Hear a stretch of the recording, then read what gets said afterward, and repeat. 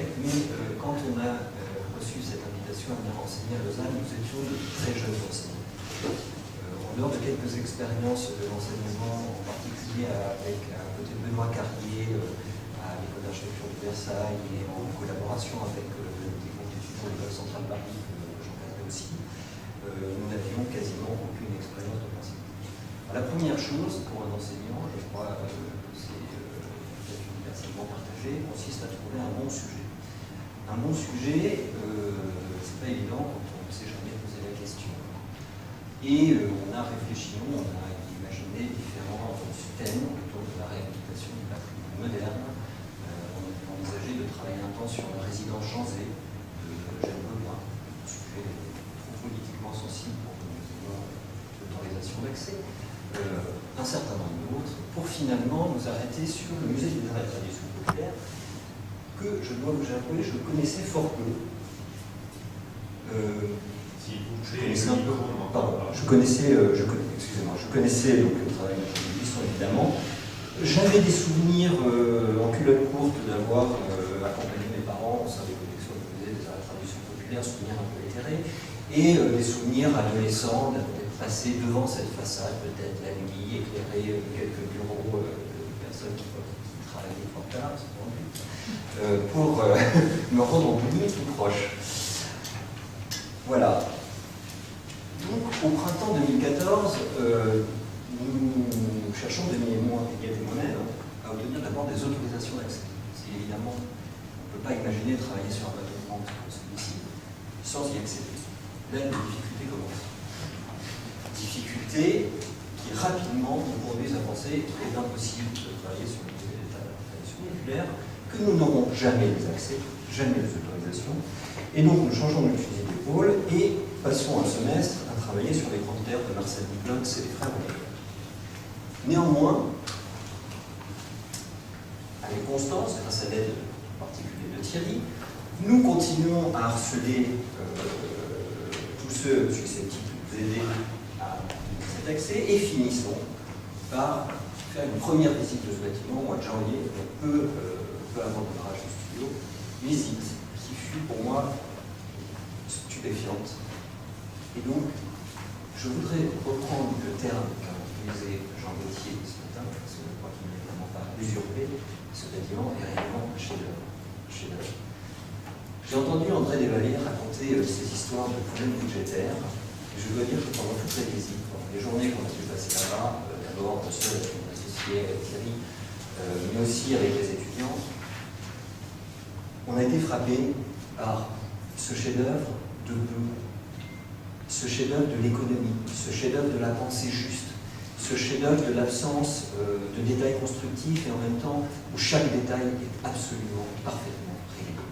Ce chef-d'œuvre de la pensée du joint creux, de l'épaisseur de la façade, de l'épaisseur du bandeau qui sépare l'espace de vie du plafond qui est un espace haut, ce chef-d'œuvre de l'agencement d'un programme extrêmement complexe dans des espaces parfaitement fluides, ce chef-d'œuvre de tous les détails, des luminaires, pour la qualité et la simplicité absolue économique, une simplicité économique, de l'économie, de la matière, de l'économie financière des choses,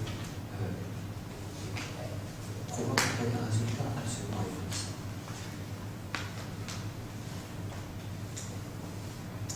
Alors, une fois qu'on a le sujet, il faut la méthode. La méthode, là, c'était un peu plus simple pour le coup, puisqu'on avait eu la chance d'être invité à un jury précédent par Franz Graf. Et donc, il n'y avait plus qu'à suivre le chemin. Et c'est ce qu'on a fait. Donc, si on peut passer aux premières diapositives, la méthode, elle consiste d'abord à aller à la recherche des archives, notamment grâce à l'aide d'Élise Guilherme, David Besseré, ici présent, ce matin, pour recueillir l'ensemble des documents susceptibles de nous intéresser et d'être mis à disposition des étudiants qui n'auront pas le loisir de venir jusqu'à Paris pour passer 2 jours à fouiller ces archives. Donc ce travail est un travail assez lourd qui consiste à rassembler tous ces documents, à les mettre à disposition et à donner aux étudiants la possibilité de travailler sur ce matériel constitué de planches séduisantes, de fonds photographiques extrêmement utiles, ces fonds photographiques de chantier qui permettent de comprendre la nature du travail, de lever des incertitudes, 2 planches de détail très précises, dont certaines datent d'époques différentes du projet, évidemment, puisqu'il y a des états d'évolution jusqu'au dossier marché, qui permet, pour commencer ce travail, aux étudiants de redessiner le bâtiment. Et ça me semble extrêmement important, avant même de l'avoir visité, d'en avoir une connaissance théorique assez précise, qui va être mise à l'épreuve de la réalité. La second point de cette méthode consiste à visiter. Alors visiter évidemment le bâtiment, mais surtout visiter l'œuvre d'un architecte, c'est-à-dire rencontrer une pensée dont un des avatars sera le sujet de notre travail.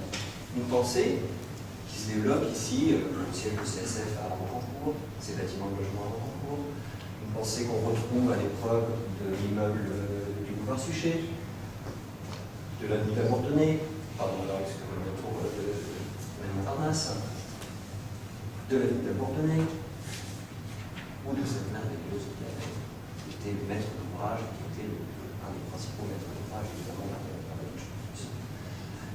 Je vous montre ici cette façade, quelque part à côté, évidemment, en profitant des déplacements automobiles dans ces 2 ou 3 journées, ça fait 2 journées à cette ville. Voilà, on a profité, on s'est arrêté évidemment sur la Savoie, et on trouve aussi la Carré, il y a un grand à côté, mais on était très proche, et on n'a pas oublié un peu. Ces visites, je vous ai montré ces bâtiments de l'extérieur, consistent évidemment pas à les regarder de l'extérieur, mais à les regarder de l'intérieur, à comparer les détails de menuiserie, les détails de mobilier, la façon dont les plans peuvent être agencés se correspondent, c'est-à-dire à rencontrer cette pensée qui se complexifie, qui se répond, qui fait vis-à-vis dans les œuvres d'un architecte. L'étape suivante, c'est celle du relevé. Alors le relevé, ça consiste à passer 2 jours dans le bâtiment. 2 jours dans ce bâtiment qui, pour le coup, nous avait été ouvert. Et là, je remercie vraiment très, très sincèrement tous les gens du ministère qui ont été nombreux, qui se sont mobilisés pour finalement nous obtenir cet accès, notamment à Lias Vince. Ce temps de relevé, séparé en groupe, qui est aussi l'occasion d'événements. Un photographe, par exemple, en particulier, nous accompagnait lors de ces journées, Pierre-Yves Bruno. Donc, vous voyez ici une série de photos prises sur le vif, qui sont plus tout à fait de l'ordre du relevé et de l'émotion de se retrouver dans ce lieu, se servant même des étudiants, proposant aux étudiants de poser et de devenir les acteurs de ce renvoi, voilà, jusqu'à les mettre en scène, en exposition dans ces vitrines aujourd'hui dramatiquement. Des conférences pour appuyer ce travail, en faisant venir des spécialistes qui n'est pas notre temps. Vous avez compris, historiens, évidemment, photographes aussi, apprendre à photographier, à regarder l'architecture, à la représenter, qui nous accompagne pendant ces visites, et qui nous a fait une conférence sur son travail tout à fait improvisée au sein même du Musée des Arts et Traditions Populaires, c'est un petit happening inattendu. Une conférence sur la constitution du Bois de Boulogne, Jean-Michel Derex, et le travail d'un de nos confrères qui ont eu l'occasion de travailler à la réhabilitation de l'œuvre de Jules. Alors la suite de ce travail, c'est de la restitution d'analyse qui est partiellement présentée dans la pièce à côté, dont peut-être se déplacera tout à l'heure, dont je ne représenterai pas. C'est impossible. La richesse, vous avez vu ce que Franz Graf a montré tout à l'heure, de plans, de coupes, de détails, c'est une analyse en profondeur du bâtiment. Donc je montrerai juste quelques maquettes de structure parfaitement méticuleusement reproduites exactes par 2 étudiantes aéronautiques. Cette maquette qui représente la façade de la tradition populaire, une maquette, et donc toujours qui s'accompagne de tous les documents graphiques évidemment plus précis, de structure, voilà, d'épaisseur, de façade toujours, de mobilier. Là, je dois dire que les étudiants ont été absolument formidables, c'est un travail gigantesque en un semestre. Alors là, un semestre, c'est-à-dire ça au bout d'un mois et demi. Puis le projet, évidemment, la phase de projet, que je vais largement laisser aux étudiants le soin de développer. qui commence par le programme. Et le programme, nous l'avions proposé, on a choisi un programme pas très simple et peut-être pas tout à fait adapté au bâtiment, je vais un tout petit mot en conclusion, qui était un hôtel de luxe, une galerie d'exposition, un cinéma, c'est le grand ligne du programme. Un programme qui était délibérément fait pour que des étudiants puissent proposer autre chose. S'intéresser à cette question-là, du rôle de l'architecte comme garant de la cohérence entre le programme et la réalité de ce qu'un bâtiment est capable d'accepter. Et on n'a pas été déçus, puisqu'on a eu des propositions, alors, des propositions tout à fait respectueuses de ce que l'enseignant, de ce que le professeur avait proposé, hôtel de cette exposition cinéma, mais aussi école d'hôtellerie et de gastronomie, centre de création artistique, hôtel et spa, hôtel et salle de spectacle, cité du compagnonnage, centre d'exposition, hôtel et casino, siège de l'UNEP et musée du changement climatique. Ça me fait penser à un des programmes qui a été cité ce matin, un programme très très respectueux du bâtiment.